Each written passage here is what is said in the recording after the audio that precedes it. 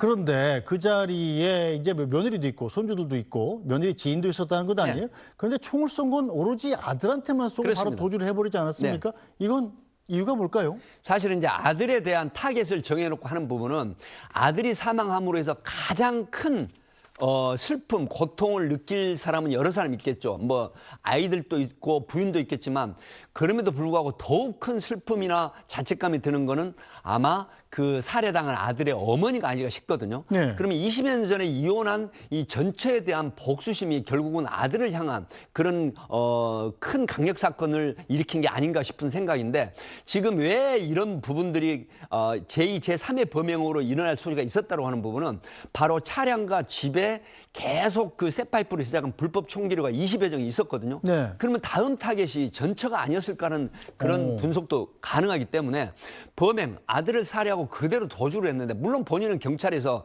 한강 미사리나 한강변에 가서 극단적인 선택을 하겠다라고 했지만 그럼에도 불구하고 현장에서 도망을 했다고 하는 네. 부분은 본인이 다음 어떤 복수를 하기 위한 어떤 증오감을 해소하기 위한 그런 행동이 아니었을까 하는 생각도 드는 대목입니다. 자, 범행 도구를 논하기 상당히 조심스럽습니다만 뭐 다른 도구들도 많은데 왜 굳이 총을 만들려고 했을까요? 그거? 총기라고 하는 부분은 사제 총기를 만드는 부분은 순식간에 타겟을 이제 소위 말하면 해치울 수 있다라고 하는 부분이 표현이 좀 이상하지만 제어할 수 있는 이런 용이한 방법이거든요. 그러니까 어떤 둔기나 흉기를 가지고 휘두른다거나 할 때는 본인이 공격을 오히려 당할 수도 있는 형태인데 총기류라고 하는 거는 짧은 시간에 상대방을 제거를 할 수 있다라고 하는 측면에서 손쉽게 총기를 제작해서 아마 범죄 실행을 한 걸로 그런 분석이 가능합니다. 자, 그렇다면 이 추가로 발견된 이 뭐 이른바 총신으로 쓰인 쇠파이프들이 한 10정 정도가 있고 또 범행을 저지른 것은 인천 송도에 있는 아들의 집이고 그렇죠. 자신의 거주지는 서울 도봉구였어요. 쌍문동의 아파트입니다. 그런데 범행을 저지르고 송도에서 지금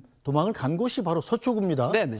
거기가 혹시 뭐 전처, 이혼한 전처가 사는 지역인가요? 네, 이제 앵커께서 지적하셨지만 경찰의 지금 확인 결과 피해자의 어머니가 이 서초구에 현재 거주하는 걸로 드러났죠. 네. 그렇다고 하면 제가 앞에 말씀드린 것처럼 혹여라도 서초구 쪽으로 도주를 했다고 하는 부분은 제2의 범행을 염두에 두지 않았을까. 왜 그러냐면 차량 속에 쇠구슬이 장전된 게 쇠파이프, 소위 말하면 사제 총기가 10여 정이 놓여 있었거든요. 네. 이 부분은 제2의 범행을 충분히 시도를 했을 수 있다. 그래서 이 전처가 사는 서초구에 거주하는 곳으로 향했는데 결국은 경찰이 긴급 수배령이 내려져 가지고 이 길목마다 지키면서 결국 이 범인의 차량을 발견해서 체포를 한 이 부분인데 저는 개인적으로 경험칙상 보면은 제2의 범행을 했을 가능성이 높다 이렇게 점칩니다. 경찰이 제때 검거를 못했더라면 그렇습니다. 추가적인 범행이 일어났을 가능성이 높다 이렇게 보는 거죠. 그렇군요.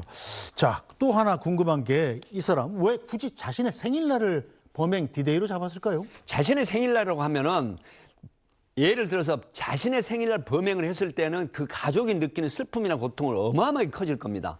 이런 부분을 노렸을 가능성이 높다고 하는 부분이고 제가 지금 경찰에서 수사를 하고 있지만 조심스러운 부분은 이 조모 씨라는 62세대 남성은 혼자 살면서 뭐 보통 우리가 은둔형, 고립형 이런 부분이 어떤 형태가 오냐면 이 정신질환이 증가될 가능성이 있어요. 그러니까 이 고독함이라든가 애로움이라든가 이런 부분이 증오로 바뀌면서 결국은 범죄에 연루되는 이런 어떤 정신적인 과정이 있는데 이 부분은 나만 혼자 애롭다. 그러나 나하고 연계된 가족들은 모두 행복한 삶을 살고 있구나. 이런 부분에 어떤 소탈감이라든가 이런 부분을 느낄 가능성이 있거든요. 여기에 대한 증오심이 증폭이 되면서 범행을 할 수가 있다고 하는 측면이 있기 때문에 생일날 오히려 가족들에게 또 이 직계 가족들에게 큰 슬픔과 고통을 줄 수 있는 그런 날짜를 본인의 오히려 생일날을 택한 게 아닌가 하는 그런 분석도 가능할 것 같습니다. 네. 자, 또 한 가지 충격적인 것은 이 60대 A씨가 자신의 생일 잔치에 가기 전에 자신의 집에 폭발물을 설치하고 타이머로 시간까지 맞춰 뒀었다는 겁니다. 잠깐 보고 오겠습니다. 손전등을 든 경찰 특공대가 집안을 수색합니다. 폭발물 탐지견도 출동했습니다.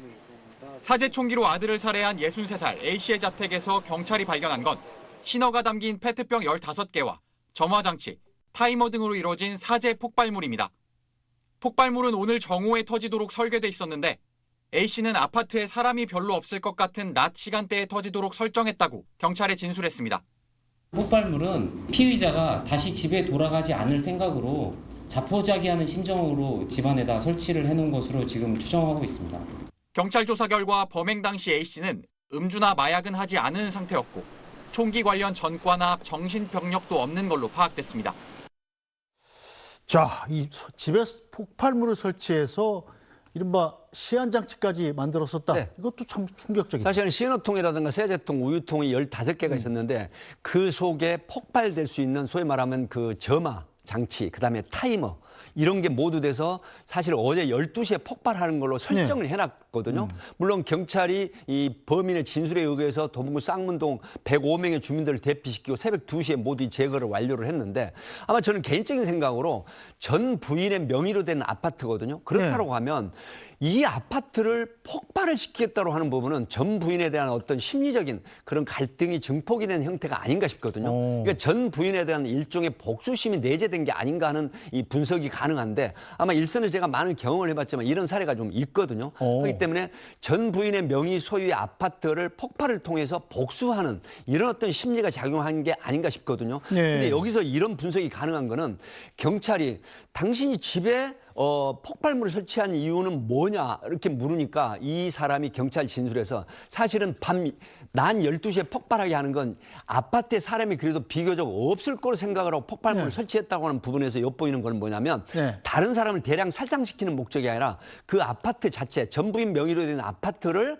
막 폭파시킴으로 해서 일종의 복수 심리를 해소하는 이런 상황이 아니었을까 하는 심리적인 그런 부분이 엿보이는 것입니다. 알겠습니다. 자, 너무나 많은 의문점이 있어서 경찰의 철저한 조사가 이루어진 뒤에 다시 한번 모셔서 또 자세한 얘기를 들어야 될 것 같군요. 자, 백기종 원장님 말씀 잘 들었습니다. 네, 감사합니다.